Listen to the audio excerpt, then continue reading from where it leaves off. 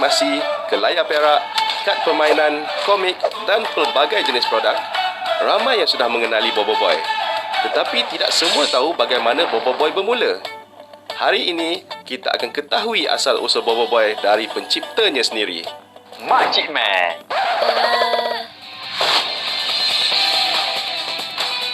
Makcik Man ni adalah seorang penjual kuih dan dia memakai tudung yang sangat labuh. Dan dia boleh terbang tetapi dia hanya berterbang rendah saja sebab dia takut tinggi. Macam kawan saya Anas. Merepek. Idea mungkin kelakar, tapi tidak kena dengan kehendak kami untuk mencipta satu superhero yang boleh memberikan impak positif. Jadi kami perlu cari idea yang lain. Dan bila kami tengok di Makcik Man ni menjaga seorang budak dan budak ini bernama Bobo Boy. Dan dia mempunyai kuasa elemental dan dia boleh berpecah kepada 3. Jadi daripada kami fokus pada Makcik Man, kita zoom in kepada Bobo Boy dan dari situ kita tengok Bobo Boy ni menjadi superhero, boleh menjadi superhero yang sesuai. Dari idea asal Makcik Man yang tidak boleh dipakai, Monster mula memberi tumpuan kepada Bobo Boy ini mengisahkan seorang kanak-kanak yang mempunyai kuasa elemental yang diberi oleh Octobot. Pada awalnya, Bobo Boy tinggal bersama ibu bapanya, tapi dia telah berpindah ke Pulau Rintis untuk tinggal bersama atuknya, Tok Abah. kenapa Monster mencipta Bobo Boy.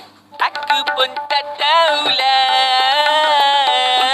Okey, kita perlu ada hero kita sendiri. Kalau kita tengok di rantau ini, di Malaysia sendiri, kita tiada hero kita sendiri.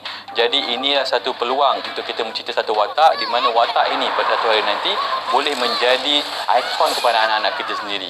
Supaya ikon ini dapat membina jati diri anak-anak kita nanti. Kita dah tahu asal-usul Bobo Boy. Sekarang kita nak tahu bagaimana desain Bobo Boy terhasil. Perjalanan Bobo Boy ini sangat menarik. Pada tahun 2009 kami mengeluarkan konsep asal Bobo Boy ni, pergi ke beberapa broadcaster di mana kita present idea lukisan Bobo Boy ni. Dan dari situ mereka mengatakan Bobo Boy ni menarik, cerita dia nampak menarik, wataknya nampak, karakteristik nampak menarik, tetapi desain Bobo Boy itu sendiri mereka katakan terlampau comel, terlampau preschool. Jadi mereka nasihatkan untuk kami untuk go back to kita punya drawing board dan betulkan, memperbesarkan sikit Bobo Boy itu sendiri. Pada asalnya Bobo Boy mendapat kuasa dari topi bermata 3, tetapi idea itu telah di-reject kerana tidak praktikal dan menakutkan.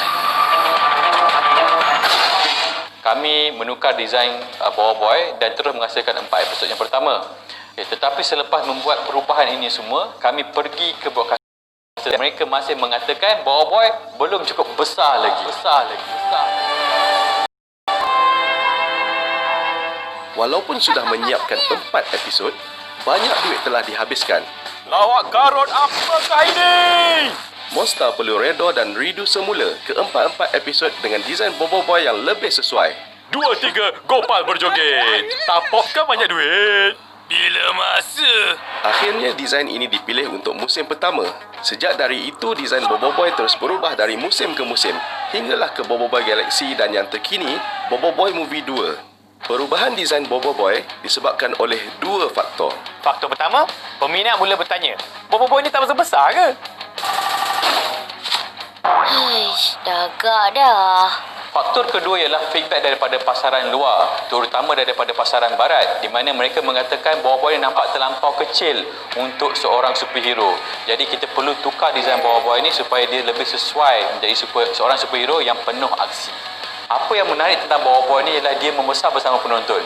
Pada tahun 2011, Bobo Boy pertama kali ditayangkan. Kalau pada ketika itu, seseorang peminat berumur sekitar 12-13 tahun, sekarang dia sudah berumur 20-an. Kalau mereka dulu seorang budak, sekarang mungkin telah menjadi bapa budak. Anak bapa! Strategi perubahan desain Bobo Boy terbukti berjaya. Bermula dari Malaysia, Bobo Boy mula berkembang ke negara-negara lain.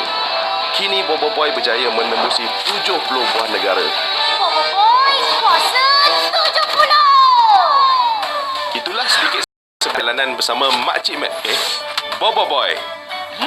Ikuti perjalanan di Bobo Boy Movie 2 di Pawagam.